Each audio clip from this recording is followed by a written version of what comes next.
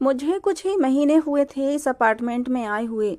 और ये अपार्टमेंट बेहद शानदार अपार्टमेंट था, जो कि 15 मंजिल था। अपार्टमेंट बस देखने में ही अपार्टमेंट था, लेकिन उसके फ्लैट अंदर से किसी बंगले से कम न थे। मैं यहाँ एक 9th क्लास के बच्चे को ट्यूशन पढ़ाने जाती थी, क्योंकि ये डिफेंस का एक बहुत ही अच्छा इलाका था और इमारत भी बहुत शानदार थी। वहाँ रहने वाले लगभग सारे लोग ही अमीर घरानों से संबंध रखते थे। उस बच्चे की मंथली फीस मैंने उसकी माँ से 25,000 रुपये मांगी थी। मुझे लग रहा था कि मैंने कुछ ज़्यादा ही फीस बता दी है, लेकिन मुझे हैरत उस समय हुई जब उसकी माँ ने कोई भी एतराज़ नहीं किया और फ़ौरन हामी भर ली। मैं तो हैरत से उस औरत को देखने लगी। मैंने इंग्लिश में एमए किया था और वो बच्चा 9th क्लास का स्टूडेंट था, लेकिन पढ़ाई में बहुत ही कमज़ोर था। मैं इस अपार्टमेंट से काफ़ी दूर के इलाके में रहती थी। मुझे यहाँ तक आने के लिए 2 बसें बदलना पड़ती थीं। मेरी कोशिश तो यही होती थी कि इसी अपार्टमेंट में मुझे 2-3 ट्यूशन और मिल जाती, ताकि मेरे घर के हालात अच्छे हो जाते। ये ट्यूशन भी मेरी एक दोस्त ने मुझे लगवा कर दी थी।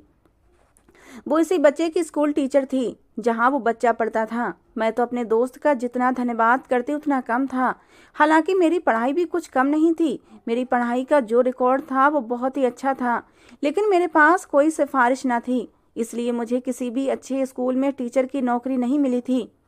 सुबह के समय मैं एक इंग्लिश मीडियम स्कूल में टीचिंग करती थी, जहाँ मुझे मुश्किल से ही 20,000 रुपये महीना की तनख्वाह मिलती थी। मेरे पापा जिंदा न थे और मैं बहन भाइयों में सबसे बड़ी थी। मुझसे छोटे मेरे 2 भाई थे, जो कि अभी स्कूल में पढ़ते थे, इसलिए घर की सारी जिम्मेदारियां मुझ पर आ पड़ी थीं। कुछ पापा की दुकानों से किराया आ जाता और मेरी माँ भी बहुत ही सलीकेमंद औरत थीं, इसीलिए वो घर को बहुत अच्छे से चला रही थीं। बस यूं ही मेहनत करके हम अपना घर चला रहे थे। मैं देखने में बेहद खूबसूरत थी, इसीलिए मामूली से कपड़ों में भी अपने हुस्न की वजह से मैं सबसे अलग नजर आती थी। मैं शाम के समय उस लड़के को पढ़ाने जाती थी। वैसे तो 2 महीने से सब कुछ ठीक ठाक चल रहा था, लेकिन कुछ दिनों से मेरे साथ कुछ अजीबोगरीब हादसे पेश आने लगे थे। मैं जब भी लिफ्ट में जाती तो वहाँ पहले से 3-4 लड़के मौजूद होते। शायद वो इसी अपार्टमेंट के रहने वाले थे, लेकिन इतने छिछोरे टाइप के लड़के थे कि मैं बता नहीं सकती। कानों में सोने की बालियां पहन रखी थीं, बाल कंधों तक लंबे थे।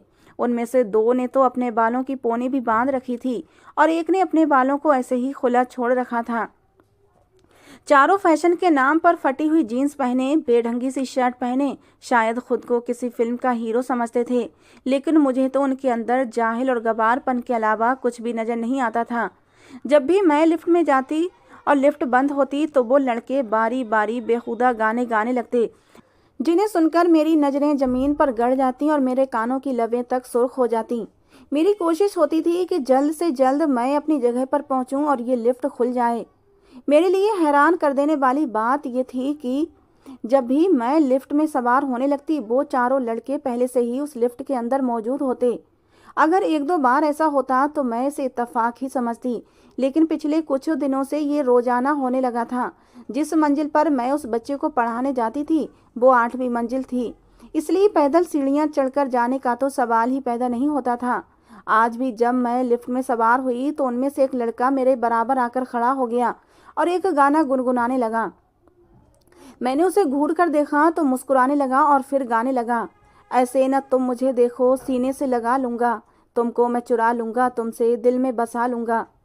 गाना गाते हुए वो पूरी पूरी अदाकारी भी कर रहा था और पीछे खड़े 3 लड़के ये सब देखकर जोर जोर से हंस रहे थे। मैं ना जाने कैसे अपना गुस्सा बर्दाश्त किए खड़ी थी, क्योंकि इस समय मैं लिफ्ट में अकेली लड़की थी। उस लड़के के सुरताल खत्म हुए तो मेरे पीछे खड़े दूसरे लड़के ने एक और बेहुदा गाना शुरू कर दिया। मैं जल्दी से लिफ्ट के दरवाजे के करीब आ गई। वो लड़का 21-22 साल का था, मेरा ही हम उम्र, लेकिन बहुत ही बेशर्म और बदतमीज। मैं अपने फ्लोर के बटन को दोबारा से 2-3 बार प्रेस कर चुकी थी, हालांकि वो पहले से ही प्रेस था। मेरा बस नहीं चल रहा था कि लिफ्ट किसी भी फ्लोर पर खुल जाए और मैं वहां से निकल जाऊं। मेरी इस हरकत को देखकर वो लड़के कहकहा लगाकर हंसने लगे। उनमें से कहने लगा, बस भी कर दो यार, बच्ची को डर लग रहा होगा।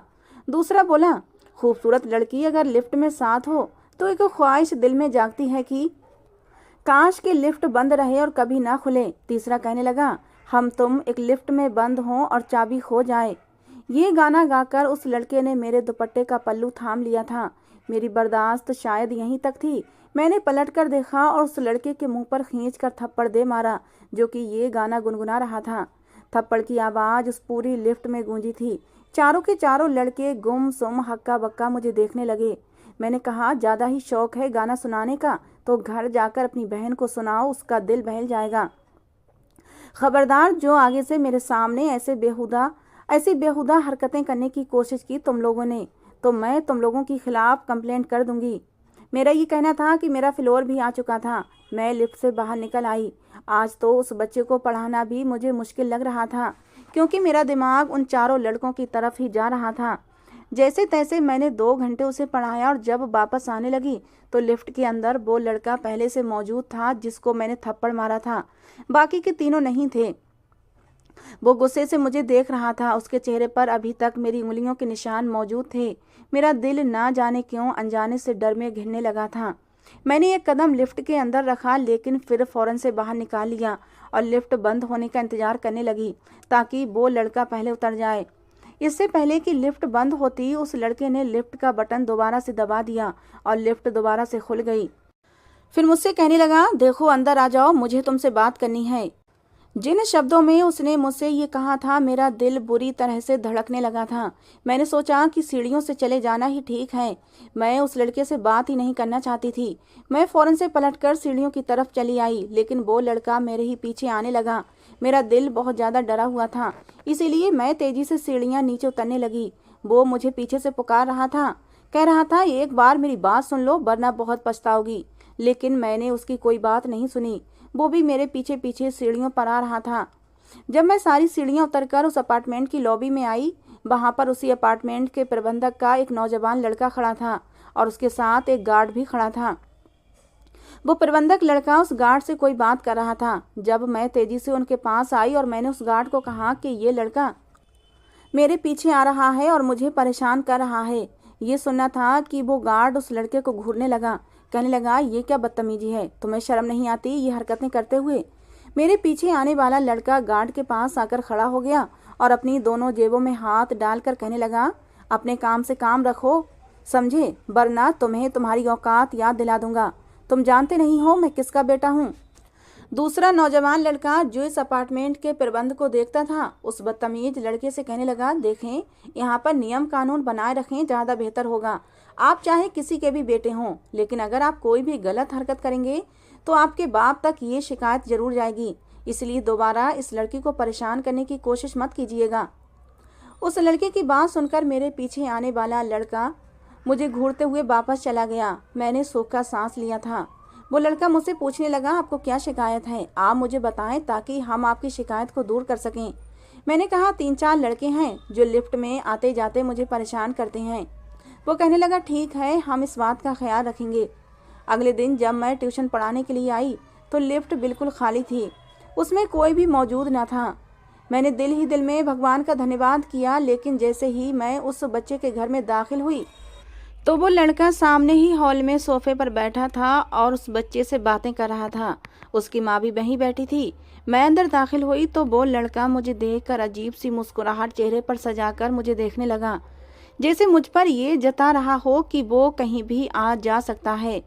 मैंने अपनी नज़रें झुकाई हुई थीं और हॉल में ही बैठ गई, क्योंकि मैं उस बच्चे को वहीं हॉल में ही पढ़ाया करती थी। उसकी माँ उस लड़के से कहने लगी, ऐसा करो, अब तुम जाओ, क्योंकि सोनू को अभी पढ़ाई करनी है, लेकिन देखो शाम को जरूर आना, तुम्हारी पसंद की वेज बिरयानी बनाई है।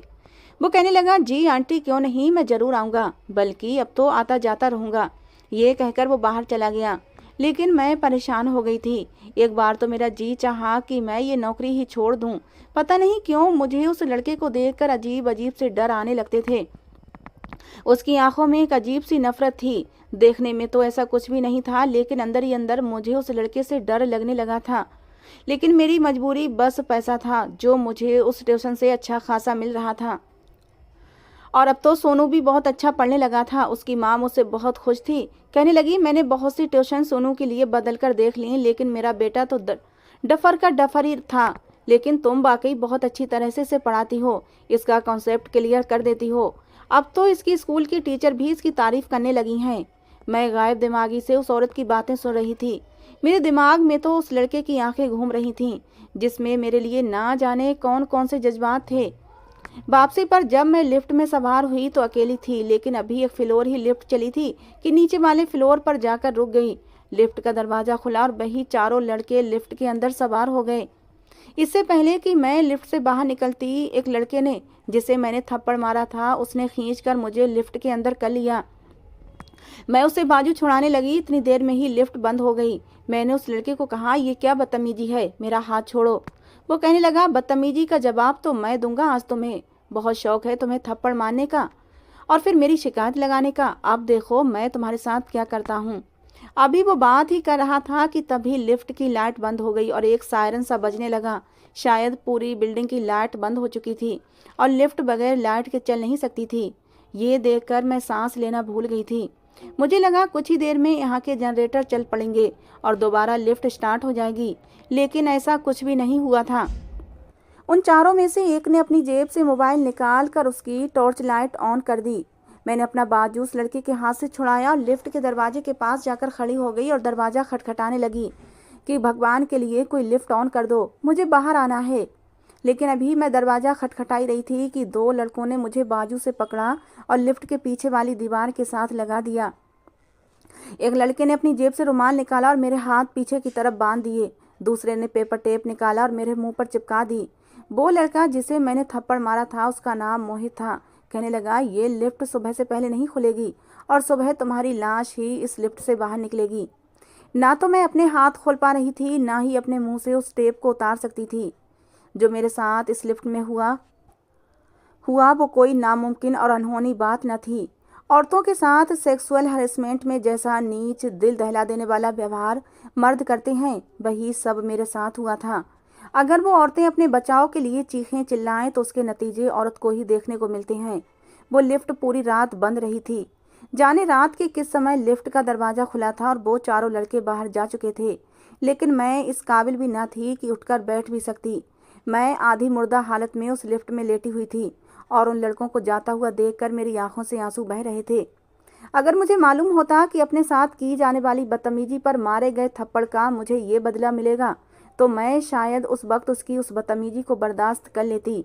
मेरी ज़िंदगी वो लोग बर्बाद कर चुके थे। मैं बेहोश हो गई थी। जब मुझे होश आया तो मैं एक गवर्नमेंट हॉस्पिटल के वार्ड में लेटी हुई थी। मेरे पास 2 पुलिस वाले खड़े हुए थे और एक इंस्पेक्टर भी, और मेरी माँ बस रोए जा रही थी। वो इंस्पेक्टर कहने लगा, मैडम जी, जो कुछ तुम्हारे साथ हुआ है, अगर तुम्हें किसी पर शक है तो तुम FIR लिखवा सकती हो। बहुत ही कठोर शब्दों में उस इंस्पेक्टर ने मुझसे कहा। मैं बिल्कुल गुमसुम सी थी। एक बार उस लड़के को सबक सिखाने का नतीजा मैं देख चुकी थी। जब उस इंसान ने मुझे बिल्कुल खामोश देखा तो कहने लगा, देखो, अगर तुम चुप रहोगी तो फिर हम इस केस को यहीं पर ख़त्म कर देंगे। फिर शिकायत मत करना। फाइल एक बार बंद हो गई तो दोबारा नहीं खुलेगी। अचानक मुझे न जाने क्या सूझा कि मैंने सब कुछ बता दिया। मेरे दिल में उन चारों के लिए बेतहाशा नफरत थी। मैंने कहा कि मैं उनको फांसी के तख्ते पर चढ़ाना चाहती हूँ। मैंने अपना बयान लिखवा दिया था। वो पुलिस ऑफिसर मेरी बात सुनकर कहने लगा, देखो मैडम, तुम्हें शायद अंदाज़ा नहीं है कि अपार्टमेंट में रहने वाले लोग कौन हैं। अरे वो कोई आम लोग नहीं हैं। कोई बहुत बड़े नेता का बेटा है, कोई वकील का बेटा है, तो कोई बिजनेसमैन का बेटा है। वहाँ पर आम तबके के लोगों का कोई काम नहीं है। इसलिए मेरी बात मानो तो जो कुछ तुम्हारे साथ हुआ है उसे भूल जाओ। ये कहकर उसने बड़ी कमीनगी से अपनी आंख दबाई थी। चेहरे पर आने वाली मुस्कुराहट भी छुपाने की कोशिश की थी, लेकिन उसकी शैतानियत उसके चेहरे पर साफ नजर आती थी। मेरी माँ ये सुनकर डर गई। कहने लगी, हमें कोई केस नहीं करवाना इंस्पेक्टर साहब, हमें कोई केस नहीं करवाना। मैं भी उस वक्त चुप हो गई, लेकिन जो कुछ मेरे साथ हुआ था मैं उसे भूल नहीं पा रही थी। रात को सोते हुए मैं चिल्लाने लगती, चीखने लगती तो मेरी माँ उठ जाती। मैं बिल्कुल पागल सी होकर रह गई थी। 2 महीने तो मुझे अपना होश ही नहीं रहा था और फिर धीरे धीरे मैं ज़िंदगी की तरफ आने लगी थी। ज़िंदगी क्या थी, मौत से बढ़कर सज़ा थी, क्योंकि सारे मोहल्ले को पता चल चुका था कि मेरे साथ क्या हुआ। मोहल्ले को क्या, सब लोगों को मालूम था, लेकिन सब खामोश तमाशाई बने हुए थे। मुझे स्कूल की नौकरी से भी निकाल दिया गया था। मैं मोहल्ले से गुजरती तो औरतें और मर्द मुझे देखकर धीरे धीरे बातें करने लगते थे।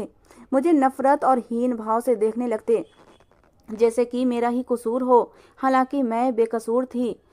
मैं जानती थी कि कोई भी आदमी अब मुझे अपनी पत्नी नहीं बनाएगा, क्योंकि पूरा मोहल्ला मेरे बारे में जान चुका था। मेरी माँ कहने लगी, हम ये घर और तुम्हारे पापा की दुकानें बेचकर दूसरे शहर चले जाते हैं। मैंने कहा, मैं ये जगह छोड़कर क्यों जाऊं? आपको लगता है मेरा दोष था? मेरी माँ रोने लगी, बोली, मैं जानती हूँ तुम्हारा कोई दोष नहीं था, लेकिन जिस समाज में हम रहते हैं वहाँ औरत को ही दोषी ठहराया जाता है। उन लड़कों का तो कोई कुछ नहीं करेगा, लेकिन हम बिन मौत मारे गए। हो सकता है कि शहर बदलें तो तुम्हारा कोई अच्छा सा रिश्ता भी हो जाए, तुम्हारी शादी हो जाए, तुम्हारा घर बस जाए। मैंने कहा, और अगर शादी के बाद मेरे पति को इस बात की जानकारी हुई तो क्या होगा? आपने ये सोचा है? ये सुनकर मेरी माँ फिर से रोने लगी। कहने लगी, तुम्हारे दोनों छोटे भाई भी मोहल्ले में जाने से घबराने लगे हैं। लोग उनसे अजीब अजीब सवाल करते हैं। मैं समझ सकती थी इस समय मैं किस तकलीफ में थी, और मेरे भाई किस तकलीफ में थे, और मेरी माँ किस तकलीफ में थी। लेकिन मैंने हिम्मत नहीं हारी, क्योंकि मेरे लिए कोई भी खड़ा नहीं था। मेरे अंदर उन लड़कों के लिए बदले की आग भड़क उठी थी। मैंने अपने साथ किए गए जुल्म को भुला नहीं सकती थी। मैंने अपने पापा की दुकानें बेच दी, जिसका किराया हमें आता था, और घर की गुजर बसर हो रही थी। मेरी माँ सिलाई कर लेती थी और कुछ मैं ट्यूशन और स्कूल पढ़ाती थी। दुकानों को बेचकर पैसे मैंने अपनी माँ को दिए और मैं खुद पुलिस ट्रेनिंग में चली गई। ट्रेनिंग के बीच जब भी कोई मुश्किल टास्क होता तो मैं ये ख्याल करती कि मेरे सामने वही चारों लड़के हैं, और मेरा निशाना कभी नहीं चूकता था। मैंने अपने आप को पत्थर का कर लिया था। मेरे शरीर पर अब किसी भी तरह की तकलीफ असर नहीं करती थी। ट्रेनिंग के बाद जब मैंने ड्यूटी ज्वाइन की तो मैं एक अच्छे पद पर थी। 2 साल की मेहनत के बाद मैंने अपना आप मनवा लिया था। कोई भी केस जब मेरे हाथ में आता तो मैं उसे पूरा किए बगैर चैन नहीं लेती थी। मेरे अफसर मुझसे बहुत खुश थे। एक बार मुझे एक रेप केस के लिए भेजा गया। कॉलेज की लड़की के साथ 3 लड़कों ने जुल्म किया था।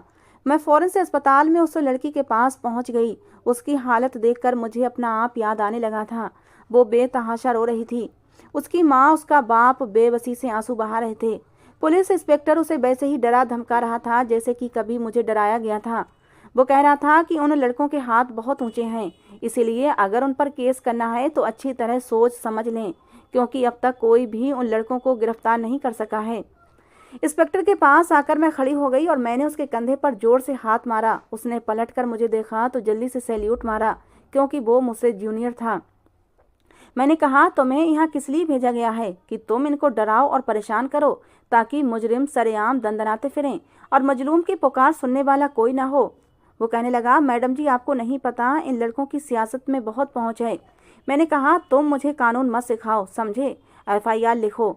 मैंने उस लड़की से कहा कि मैं तुम्हें पूरा पूरा इंसाफ दिलाऊंगी, लेकिन तुम मुझे उन लड़कों का हुलिया बताओ। मुझे बताओ कि वो कौन हैं।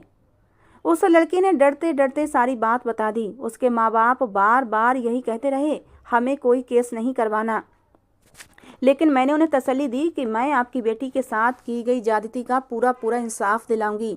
मैंने जब इन्वेस्टिगेशन शुरू की तो वही 3 लड़के थे जिन्होंने कुछ साल पहले मेरे साथ जुल्म किया था। उस समय वो 20-21 साल के लड़के थे, लेकिन अब इस बात को 7 साल गुजर चुके थे, और लड़कों को देखकर मेरे रगों में खून फिर से जोश मारने लगा था।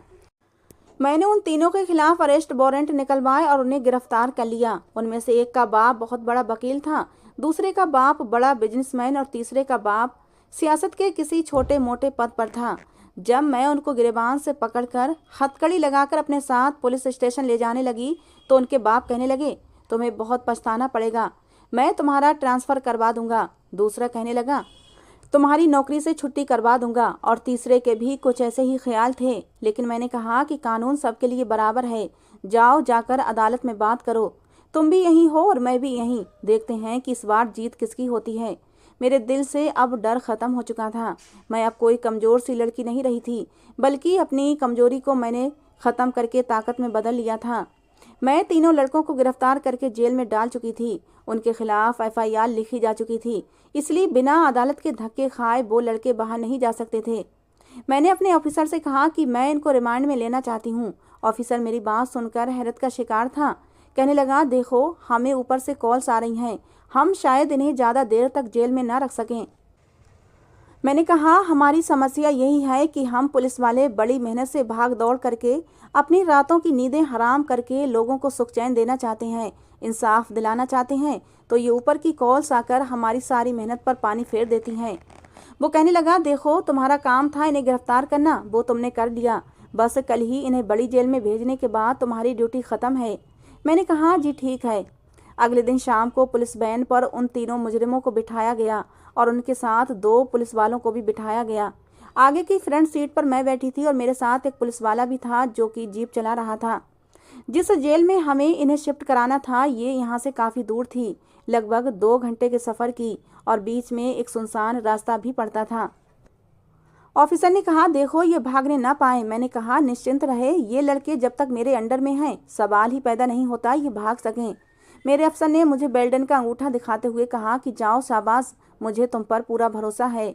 मैं उस जीप की फ्रंट सीट पर बैठ गई। रास्ता जब सुनसान सड़क पर शुरू हुआ तो अंधेरा शुरू हो चुका था। मैं जानती थी कि कुछ दूर जाते ही इनको बचाने के लिए इनके बापों ने किसी न किसी को भेजा होगा जो अंधाधुंध फायरिंग करेंगे और हमें मार डालेंगे। इससे पहले कि वो अपनी चाल चलते, मैंने अपने साथ बैठे पुलिस वाले से कहा कि गाड़ी रोको। वो मुझे देखकर हैरान हुआ और कहने लगा, क्यों मैडम जी? मैंने कहा, मैंने तुम्हें कहा है कि गाड़ी यहीं रोको तो गाड़ी रोक दो। मैं गाड़ी से नीचे उतरी और पिछली सीट के दरवाजे को खोल दिया। दोनों पुलिस वाले मुझे देखने लगे। बोले, मैडम जी, आपने गाड़ी यहाँ क्यों खड़ी करवा दी? मैंने उन्हें कहा कि मुझे ऊपर से ऑर्डर आया है। फिर मैंने कहा कि इन लड़कों की हथकड़ियाँ खोल दो। तो ये सुनकर वो पुलिस वाले हथकड़ियाँ खोलने लगे। वो तीनों लड़के बड़े ही खुश नज़र आ रहे थे क्योंकि वो सोच रहे थे कि उनके बाप ने उनके लिए कॉल करवाई है। वो सोचने लगे कि अब वो यहाँ से फरार हो जाएंगे। जैसे ही वो गाड़ी से नीचे उतरे मैंने कहा, भागो, जितना भाग सकते हो भागो। अगर तुम लोग मेरी गोली से बच गए तो तुम जिंदा बच जाओगे, वरना तुम इनकाउंटर में मारे जाओगे। और ये सुनकर उन लड़कों की रंगत उड़ गई थी। वो मुझे देखने लगे। मैंने कहा, इतने गौर से मुझे मत देखो, ये ना हो कि तुम लोग मुझे पहचान जाओ। मैं नहीं चाहती कि मैं तुम लोगों को अपनी पहचान कराऊं, लेकिन बदला तो बदला होता है।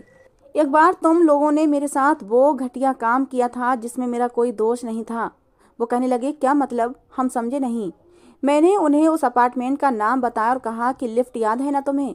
ये सुनकर उन तीनों की रंगत बदल गई थी और फिर मैंने उन्हें बोलने का मौका नहीं दिया। मैंने कहा, भागो। वो भागने लगे। अभी वो कुछ ही दूर भागे थे कि मैंने तीनों को गोलियों से भून के रख दिया और एक गोली अपने बाजू पर भी मार ली थी। ये देखकर वो तीनों पुलिस वाले हैरान हो गए।